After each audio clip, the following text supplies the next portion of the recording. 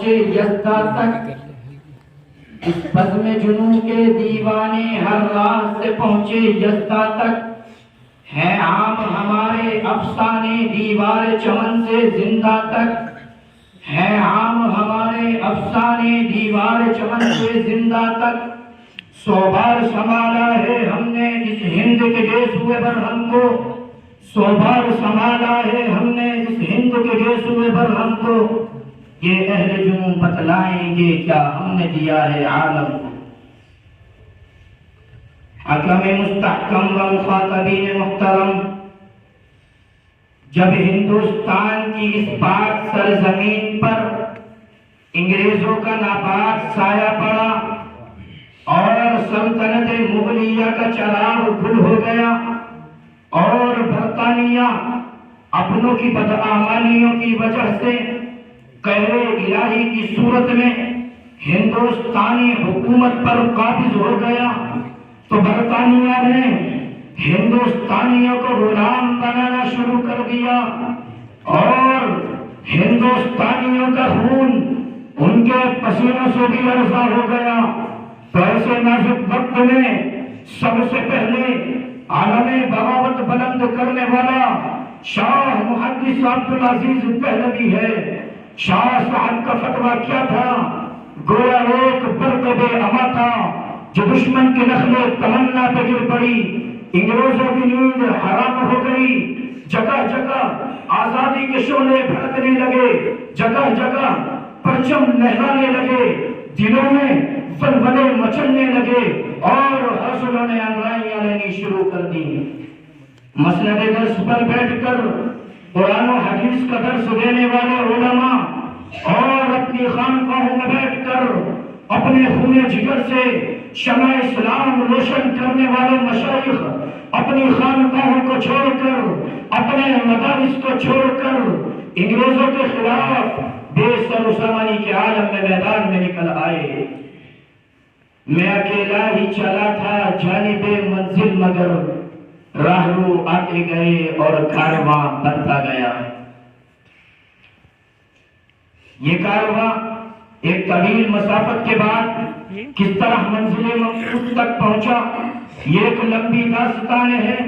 اس داستان میں امنگیں بھی ہیں اور محرومیاں بھی، عزم و عمل کا جوش و خروش بھی ہے اور شکست خوردگی اور بیچارگی کی افسردگی بھی، اور جگہ جگہ پرچم لہرانے لگے، دلوں میں ولولے مچلنے لگے اور حوصلوں نے انگڑائیاں لینی شروع کر دی۔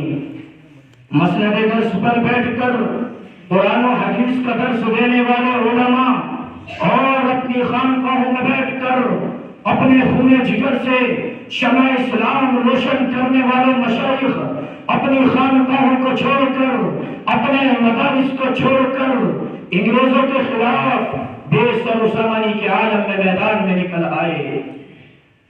میں اکیلا ہی چلا تھا جانب منزل، مگر راہرو آتے گئے اور کارواں بڑھتا گیا۔ یہ کارواں ایک طویل مسافت کے بعد کس طرح منزل مقصود تک پہنچا، یہ ایک لمبی داستان ہے۔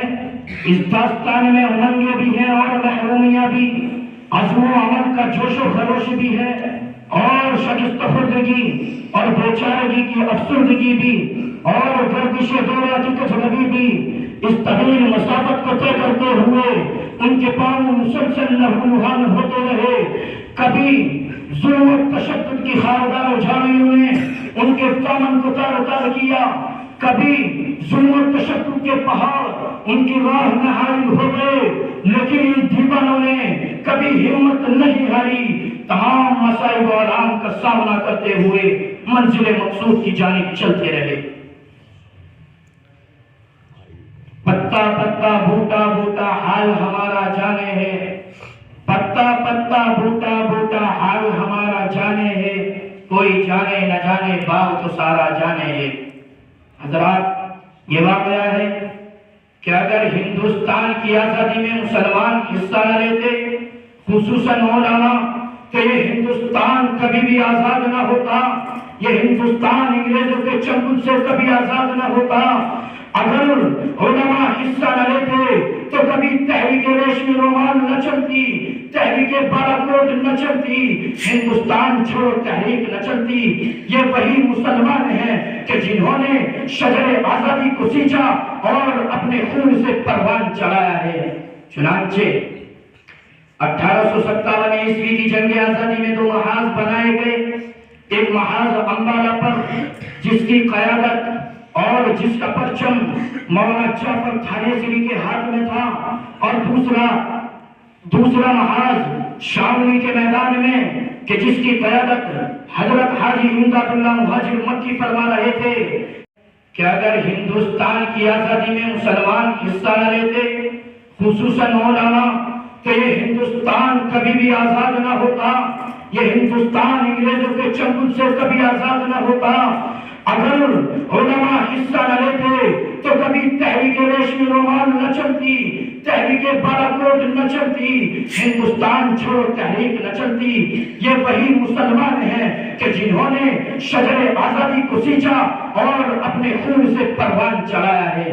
چنانچہ 1857 عیسوی کی جنگ آزادی میں 2 محاذ بنائے گئے، ایک محاذ امبالہ پر جس کی قیادت اور جس کا پرچم مولانا جعفر تھانیسری کے ہاتھ میں تھا، اور دوسرا محاذ شاملی کے میدان میں کہ جس کی قیادت حضرت حاجی امداد اللہ مہاجر مکی فرما رہے تھے۔ یہ وہی شاملی کا میدان ہے، یہ وہی جنگ ہے کہ جس کے اندر بانویں دارالعلوم دیوبند مولانا قاسم نانوتوی علیہ الرحمہ کے زخم آئے۔ یہ وہی شاملی کا میدان ہے کہ جس کے اندر ہمارے پیر و مرشد مولانا رشید احمد گنگوہی علیہ الرحمہ زخمی کیے گئے۔ یہ وہی شاملی کا میدان ہے کہ جس کے اندر حضرت حافظ ضامن بے شمار علماء و صلحاء کے ساتھ شہید و زخمی کر دیے گئے۔ میں اپنی تقریر کو انہی چند باتوں پہ ختم کرتا ہوں اس شعر کے ساتھ۔ بڑی عمر درکار ہے اس کے پڑھنے کو، بڑی عمر درکار ہے اس کے پڑھنے کو، ہماری تاریخ یوں ہی اوراق مختصر میں نہیں لکھی جاتی۔ وما علینا